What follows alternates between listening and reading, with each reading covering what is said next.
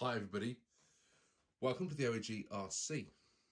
Round 1, match 3 is the awesome OAG Pumpbox against the Tamiya Hotshot. My favourite RC growing up as a kid, the thing that I always wanted, and it sits here on my bench as a grown adult, and I love it. I think it's great. The Pumpbox is going to go, well, about as well as you can expect a lunchbox is going to go. So it's going to bounce around all over the place. It's going to be ridiculously hard to drive because it's got a BZ motor in, and I'm not expecting it to do particularly well. The Hotshot is an awesome RC. It's not as good as the modern four-wheel drive RCs. It was 1985, I think it was, it came out, and the re doesn't improve on anything from 1985. So it's going to be what it'll be. I know this drives really, really well, and this will be in the top half of whatever we do. I will be highly, highly, highly, highly, highly surprised if this is in round 2 and not that. But let's get on the track and let's find out what happens.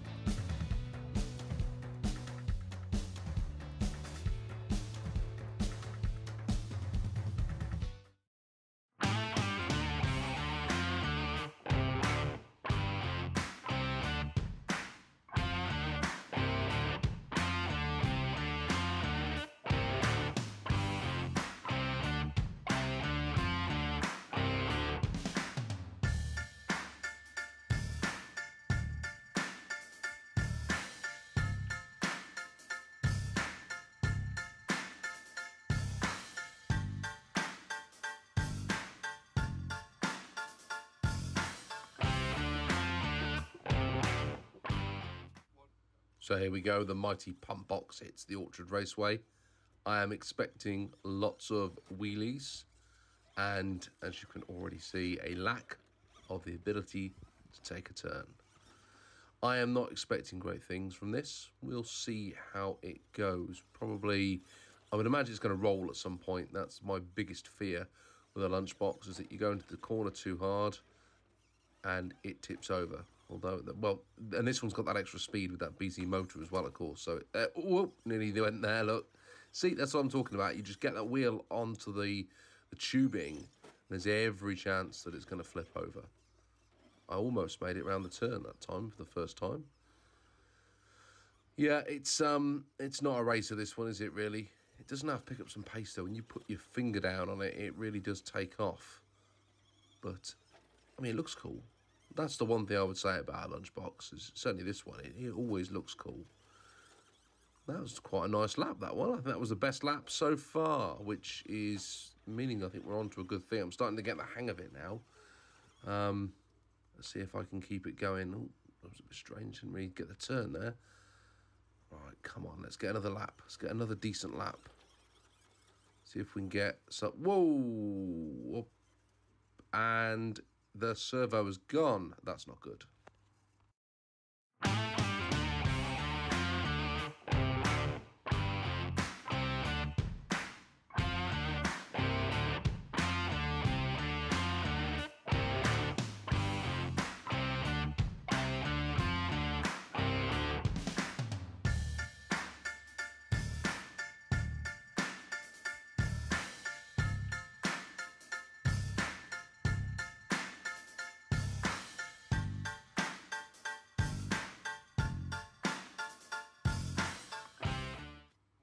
And last season's number 4, the Hotshot, is off. Now, this four-wheel drive model handles really quite well considering its age. It dates back to the early 1980s as a model.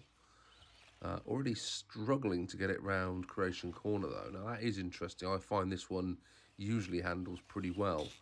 And I am struggling to make these tight turns on this particular four-wheel drive model, which surprises me. I never really would have said I've had a problem with the turning in of the Hotshot. A little too much that time. Never really had a problem with this before. So whether I'm overthinking it or it's just the way the Orchard Raceway is laid out this season, that was a nice bend. So now we're starting to find a little bit of rhythm. And that's what this is all about, really. Once you start to find a little groove and you can consistently hit the lap after lap where you've got the line and you know where you're heading, the car, the whole lap or the whole session becomes all about consistency. And what I found in the past is the times start to fall. You have a smoother lap, then a smoother lap, and as you keep going, you get faster and faster and faster until you have a bang, and then you have to reset. And I would imagine, you know, if there are people out there that race or do this sort of stuff for a living in real one-to-one cars. Oh, that was a big hit there on the fence. I think we're okay. Yeah, I wonder if on a real racetrack, that's what happens. You know, the more confidence you get, the faster you start to go until something goes wrong, and then you have to rebuild that confidence again. But I find, certainly with this track, it's all about confidence. So you can see that is now gone. I've had that little crash, that little off, and I'm struggling now to get back into the flow, back into the rhythm of it. I'll tell you what, though, this is definitely quicker than the Pumpbox was going. So I don't think we're going to have any problem here. I'm safe to say that the Hotshot is going into the quarterfinals. The question is what sort of time is it going to post? Is it going to take the lap record so far? Or is it going to be slightly under the time set by some of the two-wheel drive models that we've already seen so far this season? It's looking pretty competent out there, isn't it? Right, we're approaching the last sort of... Oh, I've rolled it. Game over.